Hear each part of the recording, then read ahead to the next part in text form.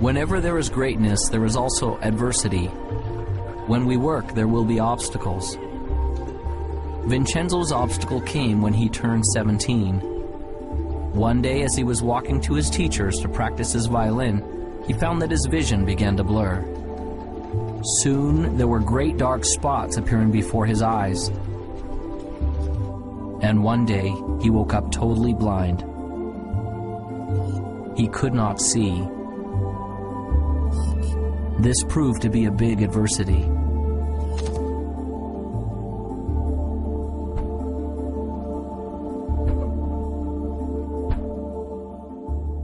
On March 10, 1981, I thought I had the world by the tail. I was Mr. Egotistical. I was self-centered. I was center of the whole universe, and so I thought. I was very successful. I'd gone into the life insurance business, making a lot of money.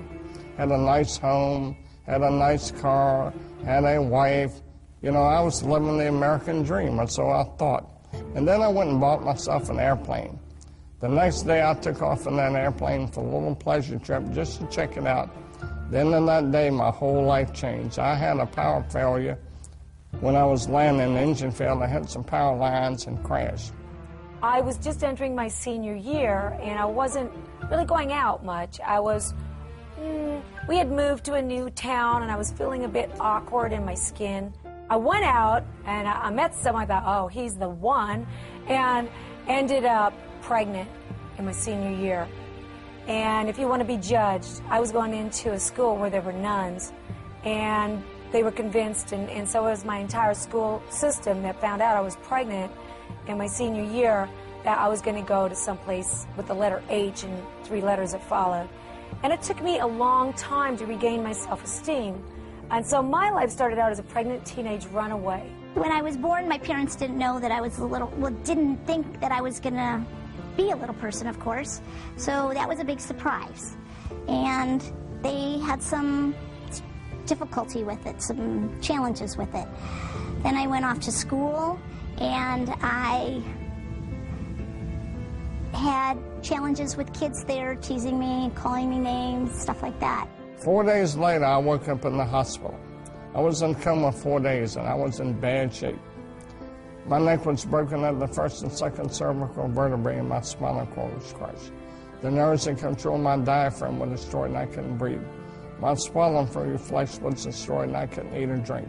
Every muscle in my body was destroyed. I couldn't do anything but blink my eyes. My bowel, blood, and kidneys didn't have function. I lay there for 8 months in that hospital. All I could do was blink my eyes. The doctor said it was hopeless. I prayed that I could learn something through this experience, and maybe one day I could help others through it. Well, I gave birth to a little baby girl, and I kept that little baby girl for 5 months. And it was a tough 5 months. It was a tough road to hoe. I worked 3 jobs, and I couldn't really make my ends meet. One day I made a decision to place her for adoption. And when I did that, and the lady came and took her away and drove away with my baby, I thought I was the worst sinner on planet Earth. And it took a long time for me to regain self-esteem and to come to know myself, that I was a valuable person and I was a valuable part of this society. And in 4th grade, the turning point came for me, one of the first ones, when I realized that being a little person wasn't something that, wasn't a costume that I could take off one day, that actually I was going to be a little person for the rest of my life. And my friends were now at least 1.5 to 2 feet taller than me. I wasn't just the short kids in the class. I was now significantly different. 8 months later, I walked out of the hospital on my own 2 feet. The doctor said it was impossible, but I walked out of there. But that wasn't the end of the journey. That was just the beginning, because I had 5 more years of intense occupational physical therapy. So I went to work. And when I went to work, I decided I was going to make something of myself. And maybe one day I'd see that little girl again, and maybe I'd be able to be an example, a living example of something wonderful.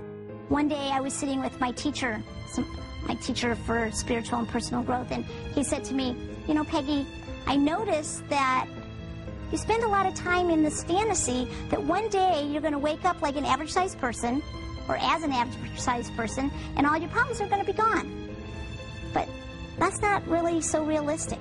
And I bet your success level would be much higher if instead you focus on the things that you can change, the things like your attitude, your beliefs, your connection to spirit, all those kinds of things. So that was a turning point for me, and I actually looked at that and I was like, oh my God, I'm believing in this fantasy.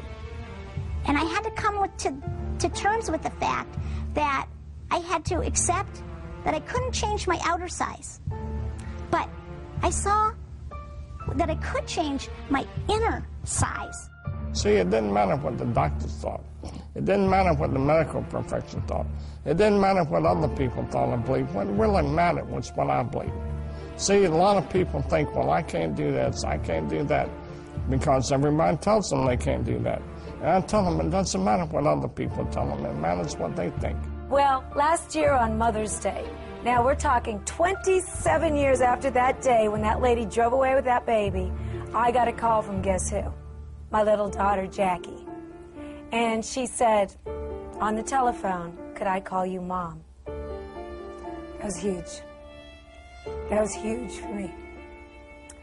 And I don't care what happened to you in your life. Someone told you you're a sinner and you're so down and out that you think you're nothing and you're a nobody. You're a somebody. You find it within yourself and you get up. Pull yourself up by your bootstraps. You get out there and do good works. Jackie and I have become real good friends today. And I thank God she's a valuable part of this life. You know, I barely finished high school. Today I sat on the Harvard Women's Leadership Board. I have gone from the depths of darkness to the height of amazing, amazing joy and even ecstasy. I always say that I used to cry every day out of sadness. Now, I cry most days out of joy.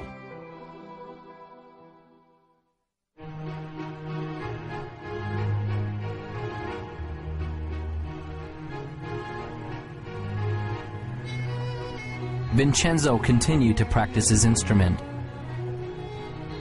But it was much harder now. The music didn't come as easily. Often the notes didn't sound right. Often the people near him told him he was failing. He began to feel like he was failing.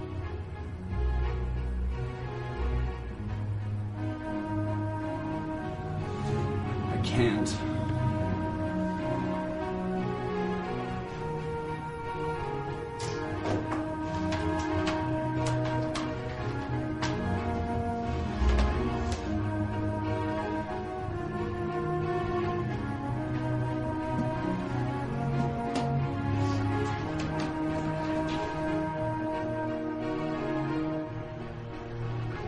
Vincenzo had given up. He felt like he had been robbed of the gift he had been given. His heart ached as he approached the entrance to the merchant's store.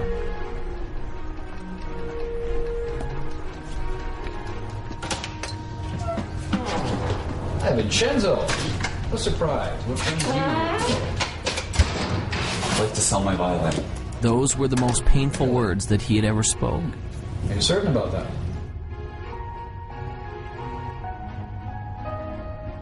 Well, let's have a look, shall we?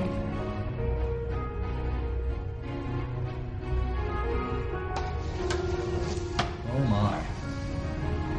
Isn't this the same violin I sold you many years ago? And you want to bring it back to me? Yes, I do. Well, I'm certain you've kept it in fine condition. But I really have to know that it works. So, would you do me a small favor, Vincenzo? I wonder if you would play a little bit for me, Vincenzo. I don't have my music with me. Sometimes we don't need sheet music. Sometimes music is in the soul. So, this one's for me. Reluctantly, Vincenzo took the violin and, placing it properly in position under his chin, he began to play.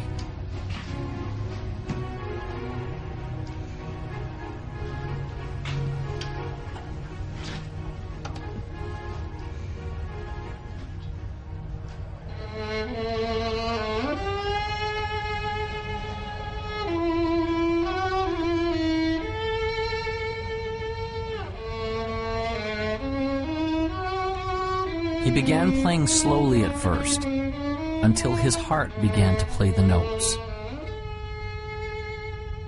As he did, something magical began to happen.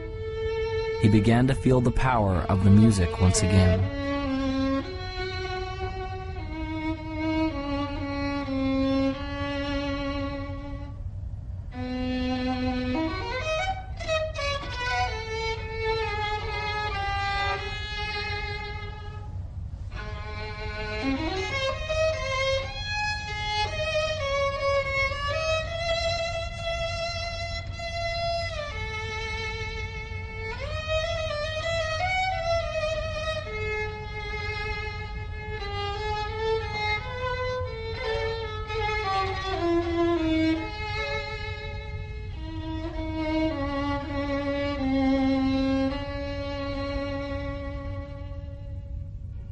When he had finished, a change had taken place, and there was hope.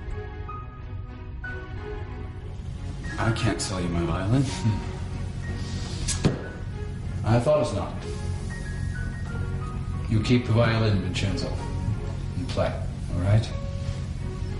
Vincenzo left the shop with a resolution that he would never again give up on his dream.